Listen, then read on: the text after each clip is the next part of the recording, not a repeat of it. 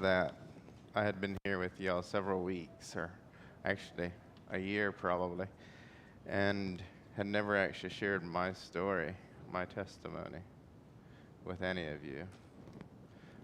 I heard I gave bits and pieces of it, but I never shared the whole thing. And if that's okay, that's what I want to do this morning. I've asked my parents for permission. I, I want to bless my parents and tell y'all that they are the people that you see today for real at home. Who you meet here is who they actually are. But it wasn't always this way. And they would be the first to tell you it's because of God.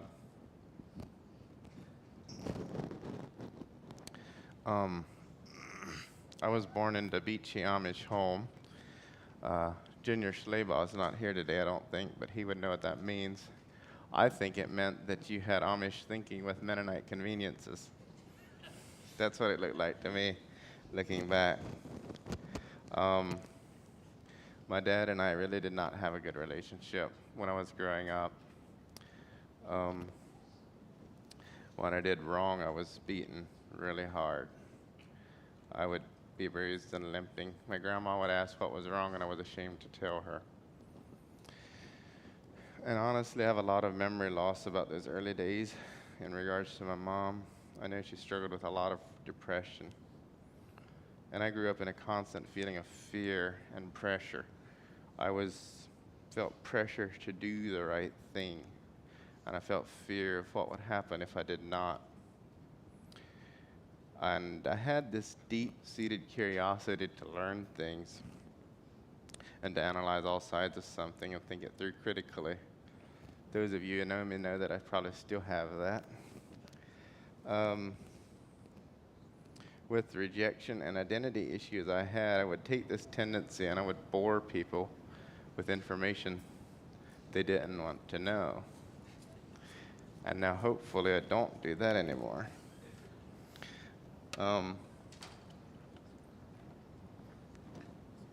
I loved dogs.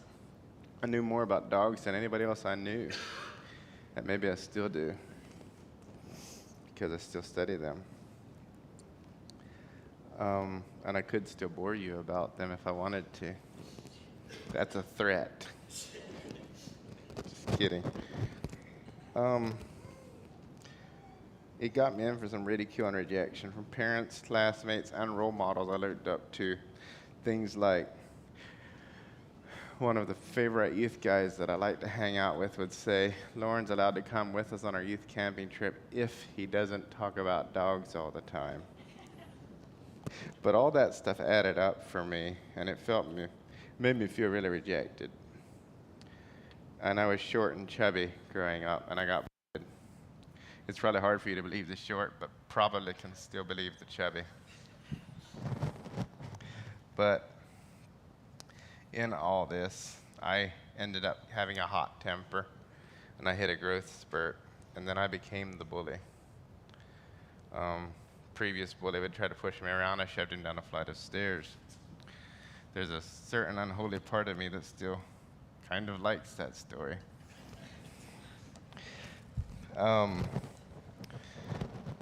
But at age 13, I knew that there had to be a God out there somewhere, and that I should get to know him. I did not want to go to hell at all. So I needed to make peace. And one night, my dad led me to Christ. And one thing that's a fascinating dynamic about our family is, I think my dad would say that he wasn't a Christian at that point. But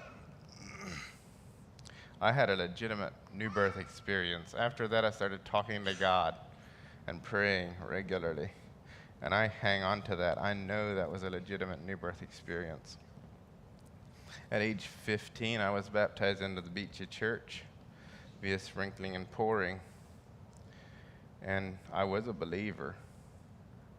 And one thing I want to say in this story, every time you hear other people featured in this story, I want you to know that it's very important for me that you know that the main character of this story, me, had to take extreme ownership, responsibility for my choices my agreements in order to actually get free. So I don't want anybody to hear me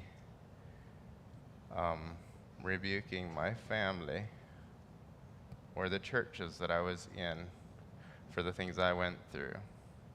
A lot of the things I went through lasted longer because of me, and I had to own that.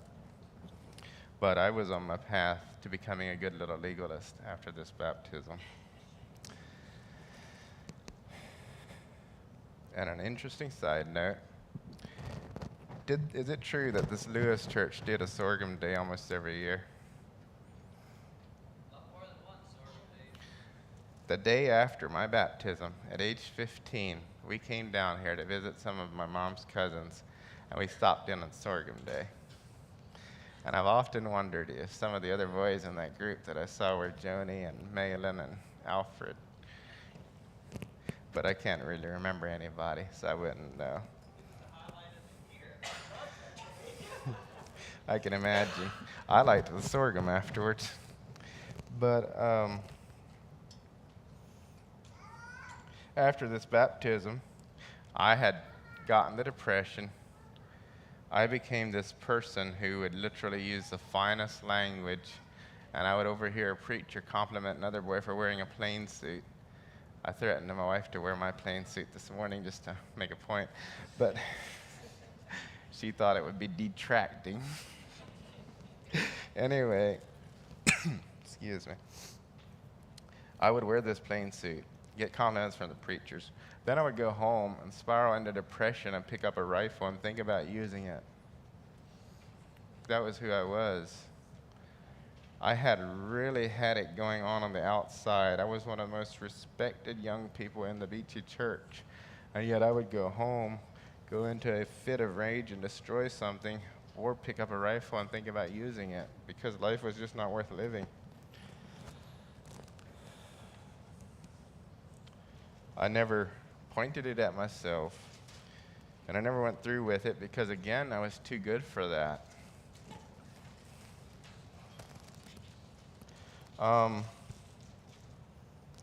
At times, if the pressure got to a boiling point, I would leave home and just hide in the woods for a while.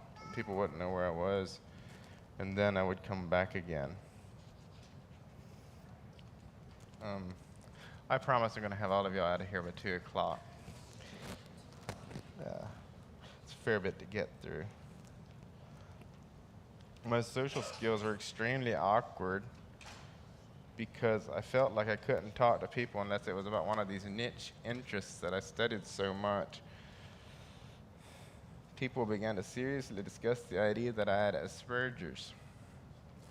Asperger's is a form of autism that causes a person to have very poor social skills.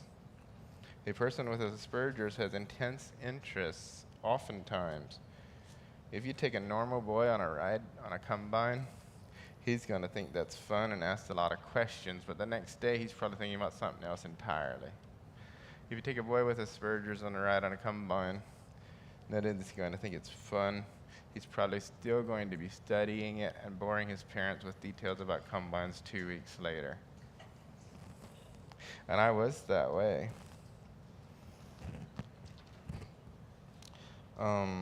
I didn't necessarily do it with combines, but other things. Trucks, dogs, wild animals, and anything else that caught my fancy.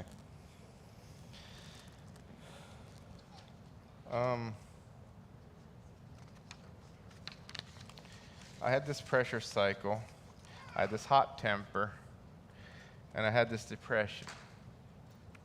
But because I was a good legalist, I knew it was wrong to hurt people, so most times I would control my anger just enough to get out of sight of other people, and then I would destroy an inanimate object, such as the state of the anger. It was like an uncontrolled anger that was hidden.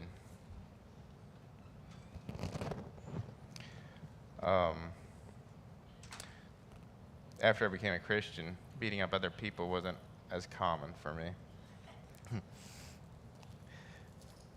Around age 20, I asked a girl for a date with all this going on, but I thought I was normal. I had gotten used to this style of living, and I thought this was a good Christian life. I got it together. I thought good Christianity meant you kept your issues at home where the people couldn't see him. You projected a good image to the community, had a great reputation. Everything looked right.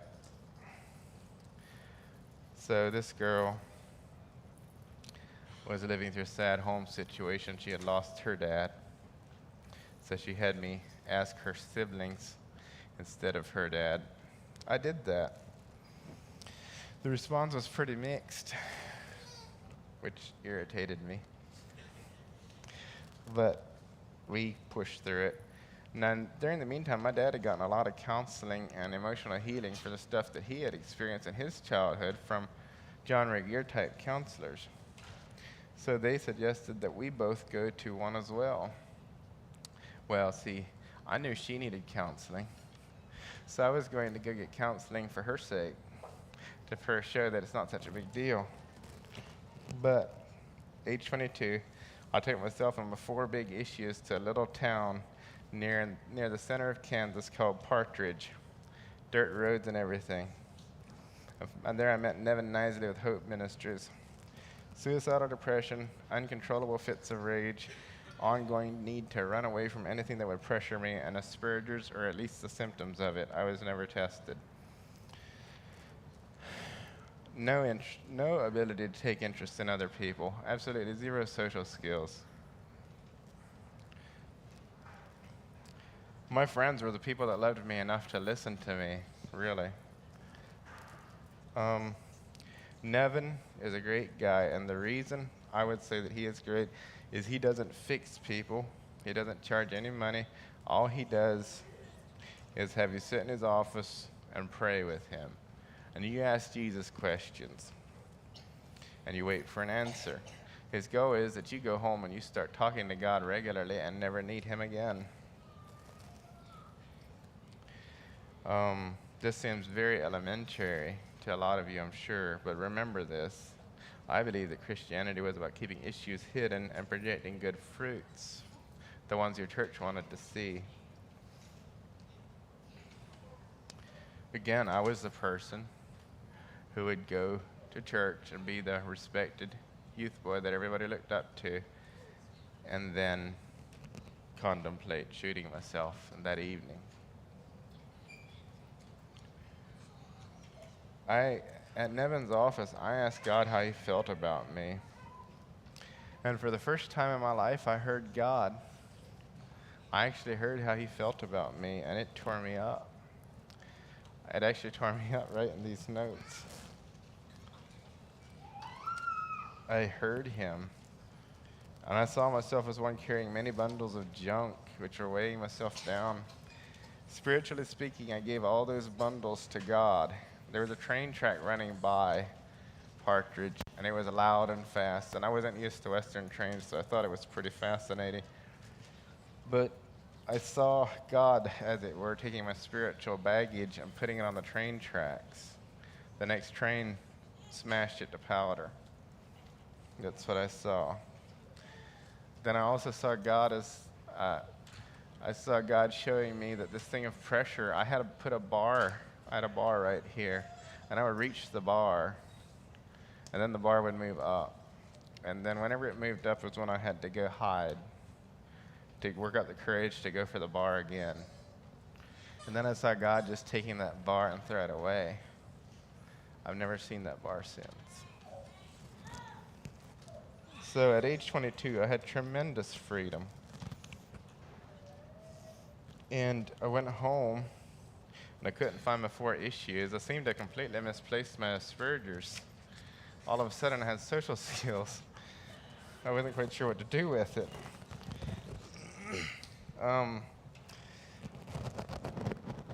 We went home and started a relationship.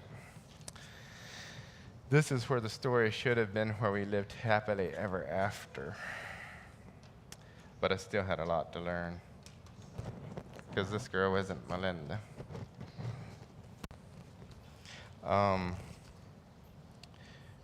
We dated for a while. We even got engaged, but we didn't get along.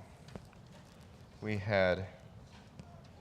sucked each other dry. She didn't trust me, and she had good reason not to. I just want to say that for her. Don't be too hard on her. She had good reason not to trust me.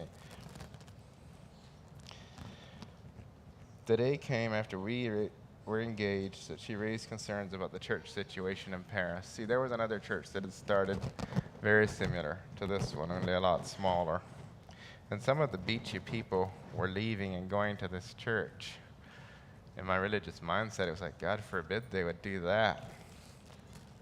And she felt strongly about it too. One of my best friends moved to this church. And that left us with a conversation that was very uncomfortable for both of us. And it was a wake-up call for me. I realized that I was not expected to write off my best friend just because he had gone to a church that I didn't agree with, if I followed my own thinking to its logical conclusion. So I thought there had to be more. There had to be more than just being part of the church that did the right fruits to my way of thinking. But we lost patience with each other. After we were engaged and we put it on quiet for a while, after 5 months, I opened up the communications and found that things were much the same. I lost patience and ended the relationship and walked completely away from it. That's when I got to thinking, maybe I should join another church too. Maybe that would fix it. Well, if I went to the church in Paris, I knew what would happen. I'd watched what my best friend went through, the way they talked about him. I didn't want that. I had a reputation. I was one of the good people. So I thought, well, if I go to a church that's a little further from home, people won't know what kind of church it is. Then they'll just miss me instead of think bad about me. So I emailed a church called Louisville Christian Fellowship. And Malin replied to my email. I was 26 years old, and I drove down here one Sunday. I met Malin. He greeted me when I came in, made me feel very welcome. I met some of y'all throughout the service, I'm sure. That afternoon, Johnny Troyer invited me to his place for lunch. I don't know if you remember that, Johnny. It was a very good time. Johnny made me feel very welcome. I couldn't find his place, though. It was awful. I had to call him. But I made it. And then that afternoon, Johnny took me around and showed me the community. He introduced me to Derek Stowe, and he took me over to Marvin Byler's place, and everybody made me feel very welcome.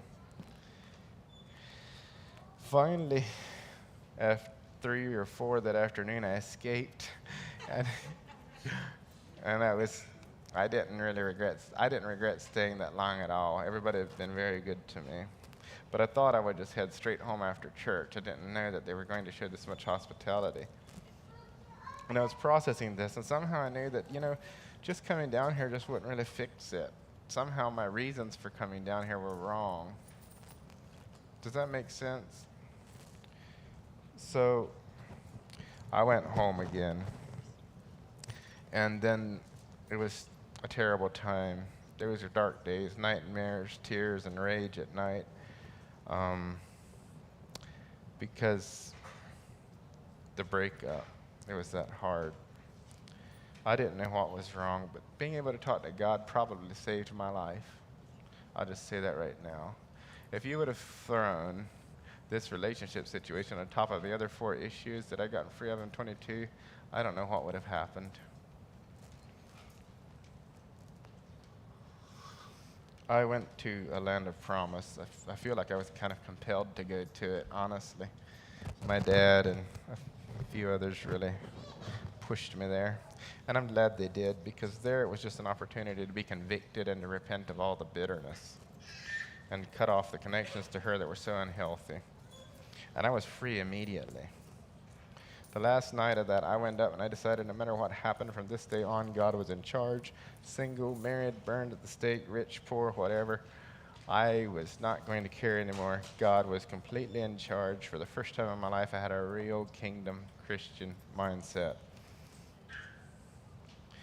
When I went home, as soon as I could get rid of my duties in the Beachy church, I switched over to the church in Paris that I was scared to join earlier. And I met Johnny Troyer at Dixon LOP. He asked what happened to me. I told him that I had switched to that church because my reasons for coming down here were wrong. And he looked at me, and I always remember this, and I always appreciate it, Johnny. You said I did the right thing. And I appreciate that. But after we were there for a while, Melinda and I got married. I was asked to assist with pastoral duties on Sundays. Looking back, that was when I made a huge mistake. I had gotten a pretty decent grasp of what my spiritual gifts were, and I had felt led to get rebaptized to mark my kingdom Christian view or commitment. And I wanted to be immersed this time, so I was. But I got to thinking that I was important and that I needed to fix the church and that my gifts were needed, that God needed me to do something for him. I remembered Nevin and that form of ministry of just helping people talk with God for the first time in their lives, and that appealed to me, so I went to get training. For 2 weeks,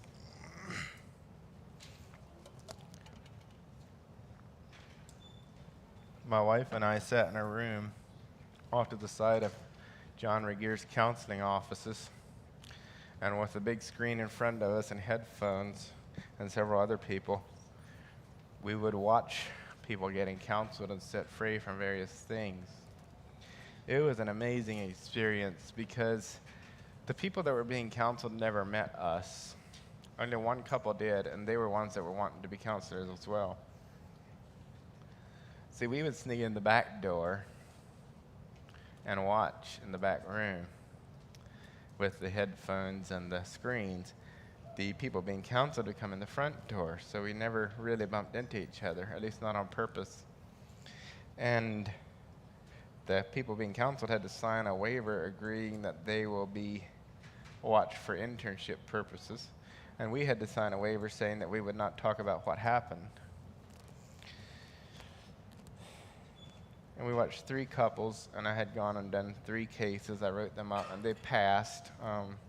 So I would need to do 7 more cases to finish this training. I don't know if I ever finish it, but I'm 3 cases in.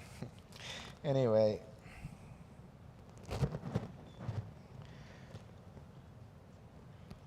it's amazing how much when you see somebody you never meet and you hear their stories and you watch them pray and work through things and cry with God, how close you feel to them. And so even to this day, they don't know who I am, but I know their names. I only talk about their names with God and my wife, though. But sometimes I'll stalk them on Facebook just because I want to know how they're doing. And yet I don't dare send them a friend request. It's a fascinating dynamic, and it really taught me a lot about how much sharing your heart with someone will draw that person to you instead of driving them away like we so often think. When we came home, and I was still thinking that I was very important, that the church needed my giftings and praying with people, I was very much a card-carrying, legitimate, charismatic pastor by this point. Like, I was seriously intrigued with the idea of being a great charismatic pastor. Possibly, I didn't know what that looked like, but yeah, spiritual gifts, I was all over it. Tongues, whatever. I wanted it all. And I was convinced the body of Christ really needed me. Like I was a seriously good 5-fold pastor. This was my attitude. So I go home and I found out that the church had met while I was gone and decided to disband. So much for being a charismatic pastor. But I want to make an object lesson here. There's a lot of I's that I wanted to do. I wanted to fix people. I wanted God to use me. There's way too much I in this story for any good outcome. So honestly, looking back, that was the best thing that could have ever happened to me. It was after that I started to meet more of you because we started coming down every other week. I really couldn't handle much more than that because this place reminded me way too much of the church in Paris. That was just pretty painful for me. But one day, Henry Troyer had the unmitigated gall to play a song from Casting Crowns called City on the Hill. And when he sung that song, I thought he was talking about Paris. So I went outside and lost it. After I got my sobs out of my system, I did a lot of repenting and praying. And it was the very next message that I shared very next Sunday that I shared my very first message here. It was called The Master Plan. Just 1 week before, God had done that. The last piece of the story, which brings me up to today, was I realized there was still one more aching void, one more desire to be important for God. And I realized it was because somewhere way back there as a child, when I was being mocked for acting like I had Asperger's, I had made a vow that I would be somebody, that I would be important, that I would take on a title and really fulfill my calling. It was after this that finally from the heart I began to grasp some kingdom truths from the heart for the first time. It's not what you do for Christ that makes you a disciple of His. It's who you are willing to be, where you are willing to follow Him. That's ultimately what makes you a disciple. And yes, that does involve a lot of doing. Some of the theme of this is Matthew 5. I did say I'd get you out, but 2. I've still got plenty of time.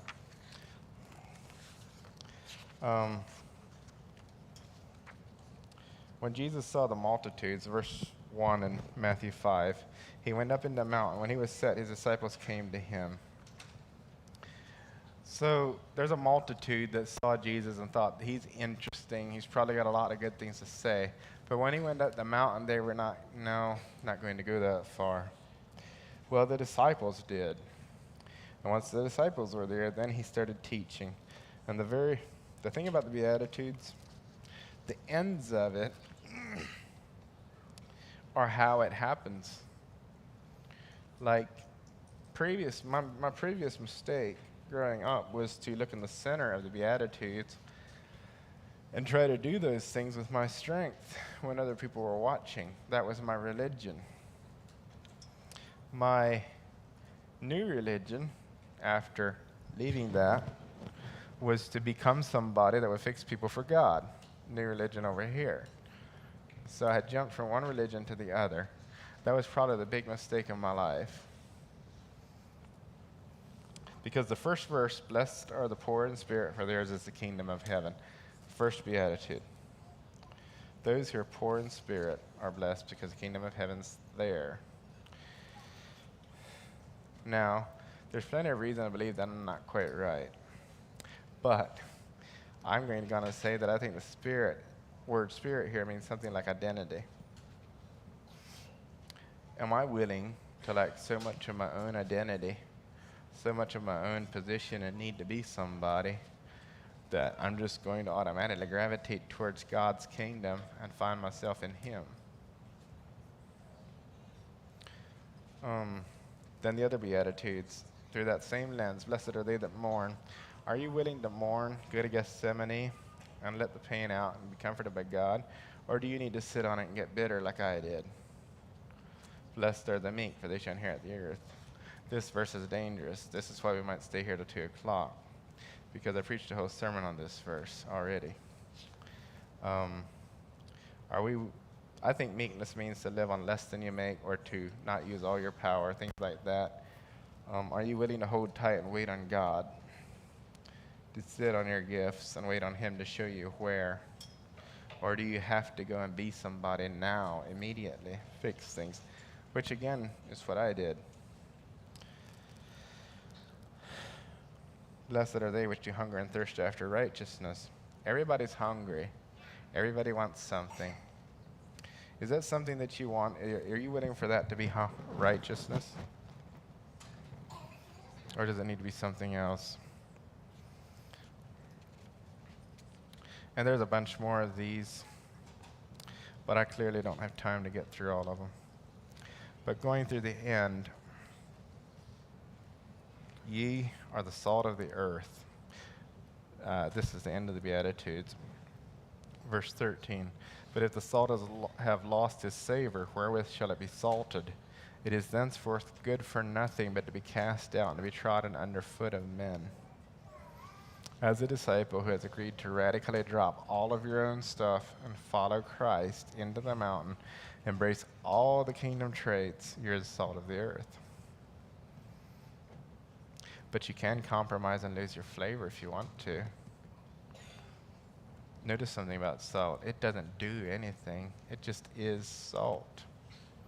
Are you willing to just be?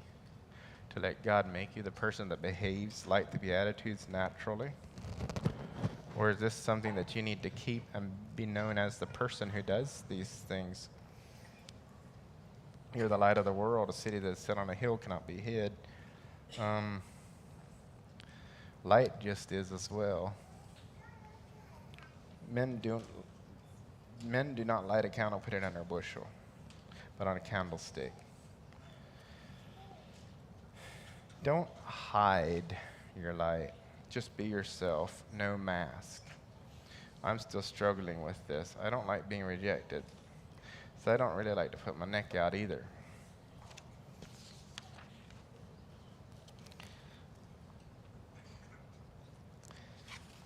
The things that I would like to leave with, it gives me no great pleasure to tell you this because it's not very fun.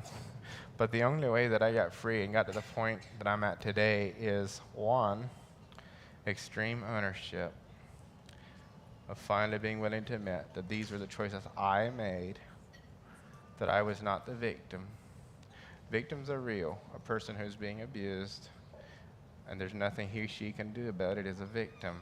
I'm not saying victims don't exist, but I was not a victim anymore. I had to own all the choices I made. I had to repent, completely repent of those things. And I had to be willing to die to myself, to die, whatever that looks like. And then I had to be willing to let God be in charge and give me his life, whatever that looked like. And the reason it doesn't give me much pleasure to tell you this is I'm not done. None of us are done. So we'll probably have to keep doing that. With the church, I learned that I do not need to ever be afraid of being churchless again. I learned from that experience what the church actually is, from the times I met with people on Sundays around food and we just discussed life. It was a very big shock for me to not have a place to go on Sundays. And it was a very big shock for me to be thrown aside and not needed to preach anymore. But I learned that the church, I honestly believe, if you look up the meaning of the word ecclesia, the church is a group of disciples. Locally speaking, it's a group of disciples gathering to honor God. And the ways we meet are just forms of the church. Like this morning, this is a form. And if we really just lock ourselves into this one form and we think that that's the only way, I think we're sorely shortchanging ourselves. I feel like we should be interacting with disciples a bunch more than just Sunday mornings. Or if somebody is completely fed up with Sunday mornings, a bunch more than just gathering around a table during the week. There should be a hunger there to honor Christ together. And if somebody has that hunger, I would say that that person does not need to be afraid of being churchless. I just wanted to add that yet because that was an important lesson. It didn't really fit in Matthew 5, but I'm not going to charge any extra for that one. Um, Thank you all so much for listening to my story this morning. I hope it was a blessing to somebody. If nothing else, it was good for me to just share it, just to know that I'm not hiding anything from y'all. Blessings to you. I'll turn it over to Barry.